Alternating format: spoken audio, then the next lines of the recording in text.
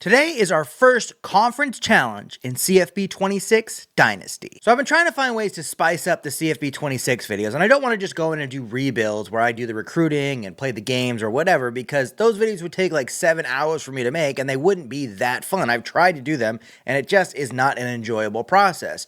So instead, what I want to do is these conference challenge videos. The long and short of these videos is I have some challenging way to put together a conference that needs to win a championship in X amount of years, with maybe using the transfer portal 1 or 2 times to try to spice up one of the teams. But really, the whole challenge is around putting together a conference that wins championships. And today, we're using the wheels to get that done. So these are the 2 wheels that we're working with. On the right side, the one that you can kind of see is all of the teams that are not in the most impressive race in our regular videos. So that's 4 stars or better, or 87 overall or better at the start of the Dynasty. So if you've watched my videos, you're very familiar with that list. On the left side is everybody else outside of Oregon State and Washington State. So for this challenge, here's what happens. I spin both of these wheels at the same time.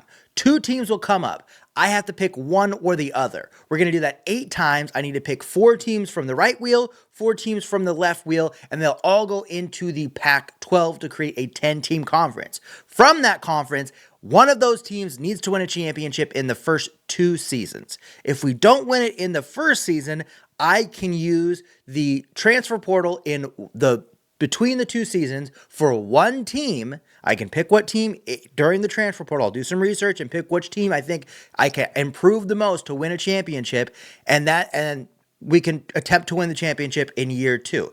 The team that I go into the transfer portal with doesn't necessarily have to win the championship. It just needs to be one of the teams from the conference, because really this is down to my conference selection skills to see if we can win it. So we'll spin these wheels 8 times, pick 4 teams from each wheel, and go from there. All right, here we go. So there's definitely some strategy here, because we want teams that can win and want teams that can offer a good schedule.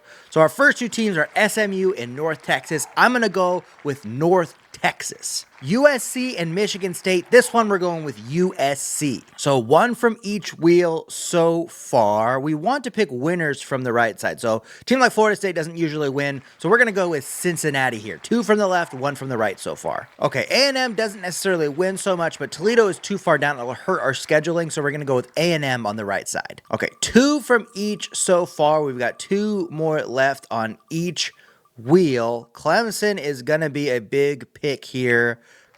So we're going to go with Clemson, because they could definitely win in the first 2 seasons. Utah would have been good as well, but Clemson is just a little bit higher end. That was not a tough choice, but we got 2 good ones off the board. Okay, we're going to go with Alabama, because Northern Illinois is too low down, so we're really hoping for USC or Clemson to win in the first 2 seasons. All right, so 2 more picks. They both have to be from the left wheel, so we need to get some higher end teams here. Georgia Southern is not a great start, but that's what we're going to go with, Georgia Southern. All right, so I lost track a little bit. Georgia Southern actually was the last team, and this is what our conference looks like. The Pac-10 is back. Alabama, Cincinnati, Clemson, Georgia Southern, Northern Illinois, North Texas, Oregon State, Texas A&M, USC, and Washington State. I didn't make any changes to the rest of the conferences like we had been doing, where we move them to the 2026 layout, because we're specifically taking advantage of the Pac-2 in this video.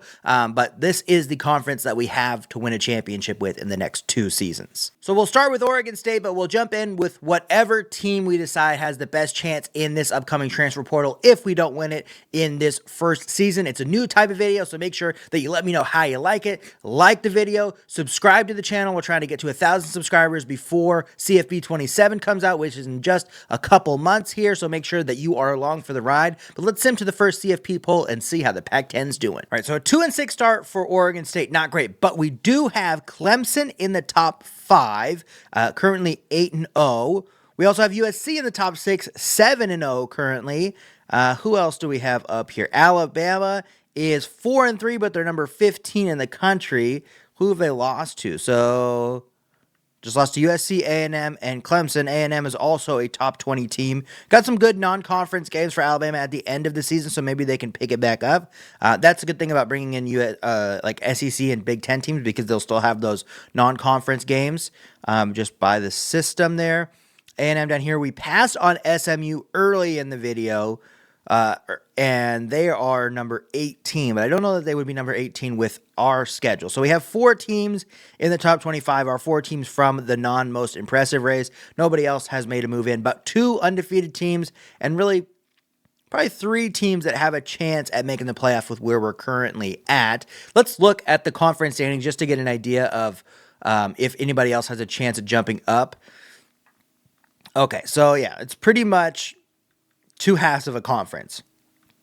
Oregon State 2-6, but they were 0-3 in non-conference play. So anyway, this is definitely kind of what we thought it was going to be. I was hoping for maybe North Texas to pop a little bit more, or Cincinnati to pop a little bit more, but Clemson and USC really are the ones winning it for us, and that's what we thought would happen. So let's go to the conference championship games and see who's there. All right, so 3-9 for Oregon State, but do we have somebody in striking distance? Okay, Clemson is in the playoff. Well, we need a win from Clemson, really. USC is not going to make it either way. What does the top 25 tell us? Do we have did Alabama win their way up here? Yes, they did. So Alabama is in the top 7. Okay, so we should have 2 teams in this first year. USC A&M is 23rd. Okay, so it is a tough schedule. USC lost to UCLA at the end of the season. They lost to Northern Illinois and UCLA. They didn't play Clemson. We had it perfectly lined up for 3 teams to get into the playoff, but Northern Illinois and UCLA make it so USC is not going to be in the playoffs, and they could potentially knock Clemson out with a win here. So let's go to the bracket and see what it looks like. All right, so Mendoza won the Heisman. Obviously, getting Indiana would have been a big boost for us, but what does this bracket look like? Who did we... Oh, Indiana ended up losing. So USC does end up getting in. Clemson dropped out.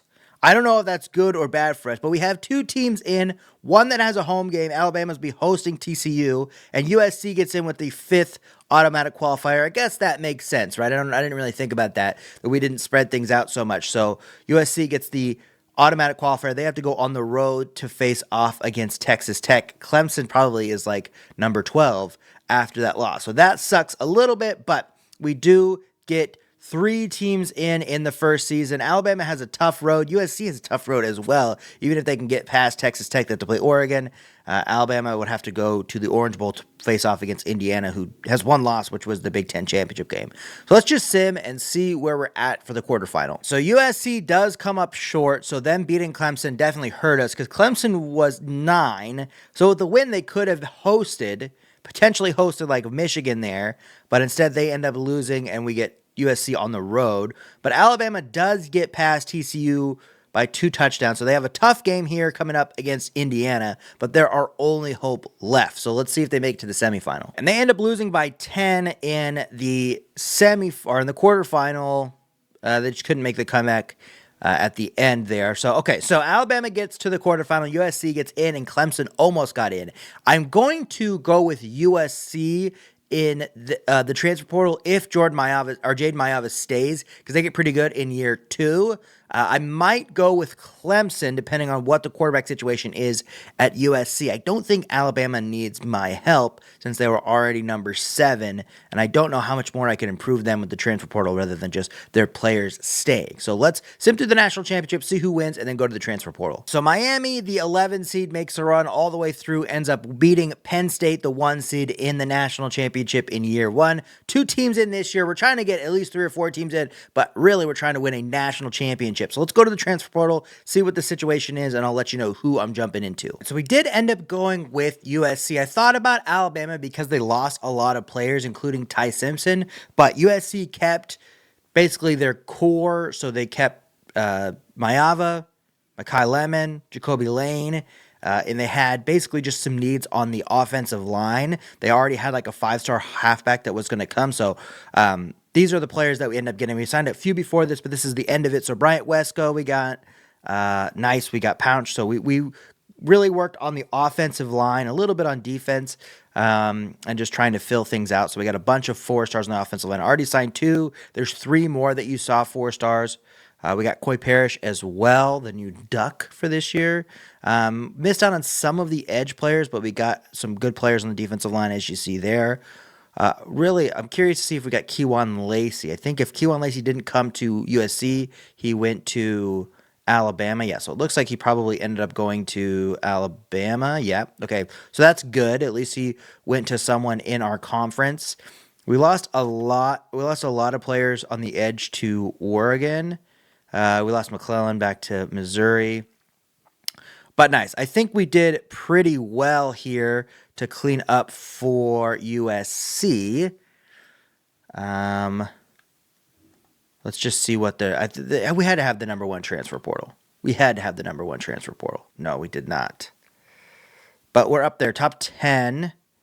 Yeah, we just didn't get any 5 stars, but I don't think there's any 5 stars available in the portal. There's not that many. But anyway, we are, I think, looking pretty good for this next season. So here we are at the preseason top 25. Alabama's 13, USC is 18, Clemson is 15. I think this is basically just the standings from last season. A&M is not in the preseason top 25 that I can see there. So we have 3 teams in the top 25. Hopefully A&M can work their way up there. But really, it's Alabama, USC. I think that Alabama had to improve. Yeah, they're in the 90s. We're in the 90s here at USC. And Clemson is in the 90 overall. Good defense there. So let's go to the first CFP and see how things are looking at that point. At the first CFP, USC is undefeated 8-0. I was afraid that this might happen where 8-0 for USC after just getting off an A&M win and beating Clemson earlier in the season is not necessarily getting them a high ranking. Haven't played Alabama yet. Alabama has a couple losses even though they haven't played already. They have UCLA and Notre Dame at the end of the season. So USC really needs to win out.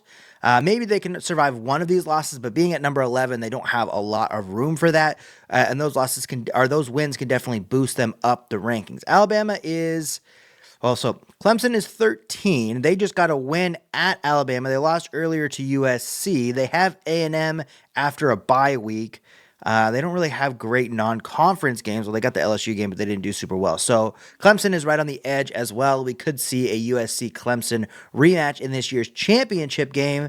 Alabama has a loss to Florida State earlier in the season. We could have had Florida State in our conference. They are now number 12. Alabama is lower down. They don't really have any help coming up either with those 2 losses. They lost really their best games to get wins up into the top 12. So we might be going in with one team this season unless something crazy happens towards the end. So let's sim. I guess let's just sim to the conference championship game and see where we stand. So we got a little bit of a thing here. Clemson is number 12. Okay, they are the last team in right now. USC is number 11. Although they went 12-0, they have this game against Alabama that they probably absolutely need to win. Let's go look at the other conference championship games to see who might get the last automatic qualifier to see if Clemson gets knocked out or what it ends up looking like. So, 1, 2, 3, 4. We need Texas Tech to win. Then USC gets 5. Okay, so as long as Texas Tech wins, Clemson should be safe. If they lose, well, Tulane could also jump up because Clemson doesn't have a game to play, and they have a game against a top 20 team. So we're really rooting for Texas Tech, for East Carolina, and for Boise State here.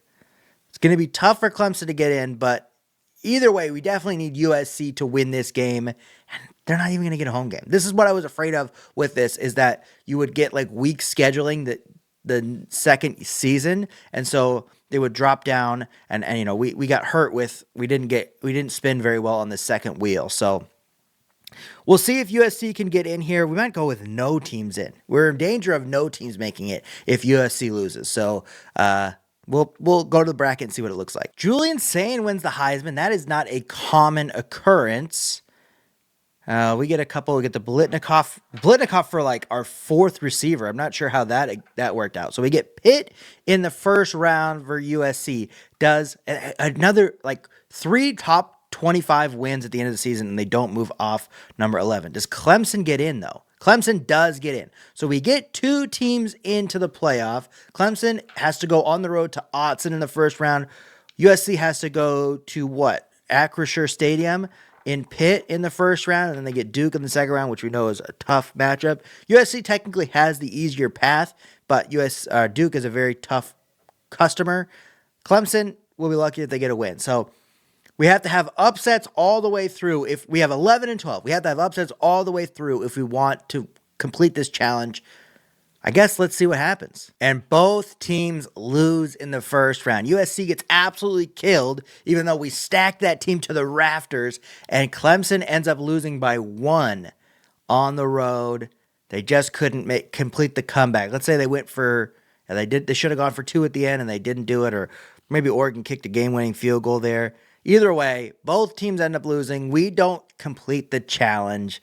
Let's see who ends up winning the national championship for little shits and giggles. So Pitt got to the championship game, but they couldn't pull it off at the end. Florida ends up getting the win, but USC almost lost to the eventual national champion. This is a pretty interesting college football playoff, the way that it worked out. But we don't complete the challenge in our first attempt at the conference challenge. But since it is our first attempt at this, let me know in the comments what you liked, what you didn't like, and maybe what we could improve to make it a little bit more enjoyable the next time.